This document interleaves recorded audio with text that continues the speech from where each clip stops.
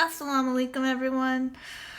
I would like to thank you for clicking on my video, and I would just like to tell my story about how I came to Islam.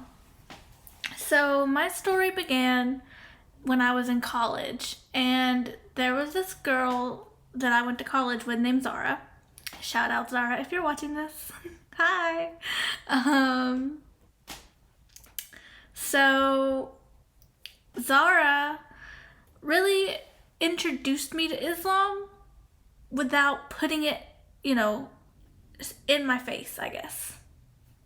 So I would go to parties and Zara would always tag along to take me home afterwards, basically. And she was always there for me, like if I needed anything, if I just wanted to chat. And so one day I went into her room and she introduced me to her prayer rug and her hijabs, and I was like, wow, Zara, you have a lot of hijabs, mashallah. Those are very beautiful, and can I try one on?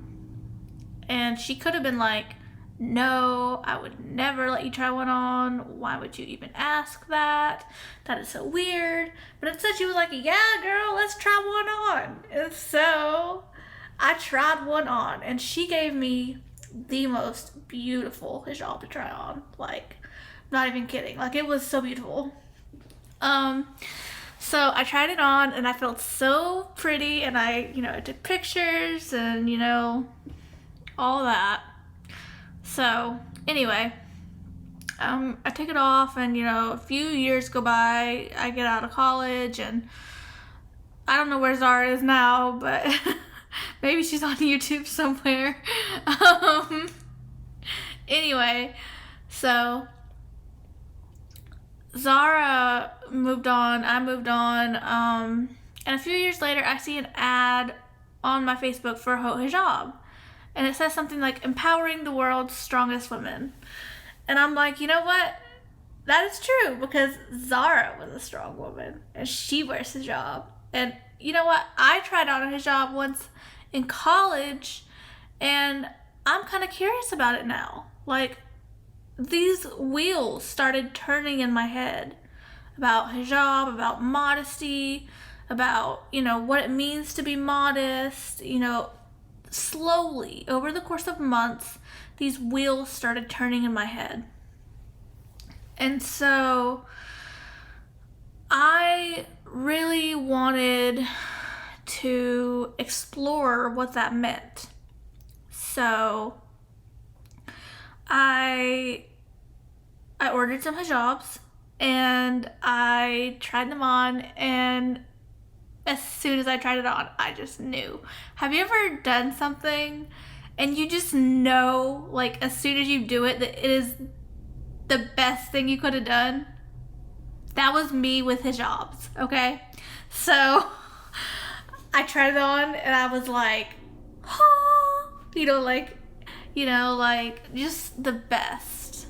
And so I really felt like it was for me. And so I knew. I put it on, and I wanted to wear it everywhere. This was before I even reverted. I wanted to wear it everywhere. And so I start wearing it around the house. I start trying to wear it outside, and everybody is freaking out because I live in an area that is very Islamophobic, unfortunately. And people were concerned that, I would run into a toothless person, and they would be like, why are you wearing that thing on your head? And, But I have yet to run into that toothless person. Anyway, so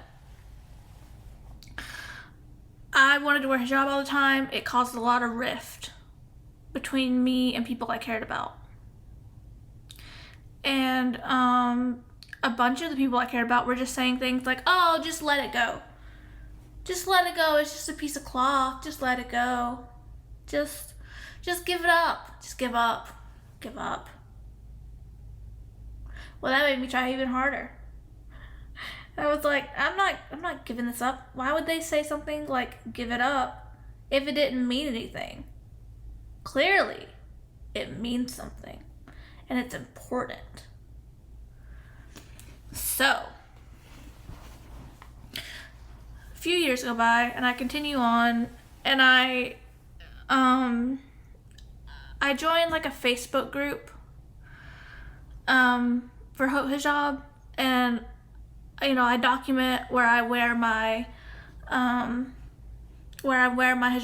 and I wear it to work for the first day, and I'm so nervous and I'm so excited, and I'm so worried about what people are going to think, but I do it and I wear it in public, and it's just amazing. And everyone is rooting me on. Like, no one is saying anything bad. Everyone is rooting me on. So that is just like a stark contrast from what I experienced with my family and, people I cared about. That was just such a stark contrast. And to have these people that didn't even know me just rooting me on, saying, yes, you've got this, you're so brave, it was just amazing. And it really gave me strength. And so, to those women, thank you. I can't express words to thank you enough. So anyway, a few more months go by, and I get on Mindful Muslima, and I'm listening to their podcast, Mindful Muslima Speaks, and it's a great podcast. And I'm listening to it, and I'm really resonating with it, and everything that she is saying, it just hits me at times that I need it. And she has this group called Thrive Muslima. Not sponsored, but a great group. And so I joined Thrive Muslima. And I meet all these women across the world who support me and support my journey, not even knowing me. They talk to me, they check in on me, they're there for me. Just amazing. Amazing. I hadn't even said my Shahada. I'm not even a Muslim. And they're supporting me. What is that? That is just amazing to me. It was truly, because I was raised to believe that, Muslims were like the other, and, they were all, just bad. I'm finding that that's not true at all. Okay? So, anyway, so I get emotional thinking about this. So I get ready to say my Shahada. I'm mentally ready. I'm spiritually ready. I've learned how to pray a little bit, and I'm like, it's time to say my Shahada. And so, Mindful Muslima, what does she do? She gets a group of women together to witness my Shahada. And it was amazing. I said my Shahada, and the peace that I felt, it was unparalleled. And I became Muslim. And so no one in my family really liked this at all. But anyway, so I say all this to say, I came home. I found my home. And it felt right to me. Like, Islam feels right to me. Modesty feels right to me. Like, I've had comments from people that didn't know me that say things like, oh, what a pretty scarf you're wearing.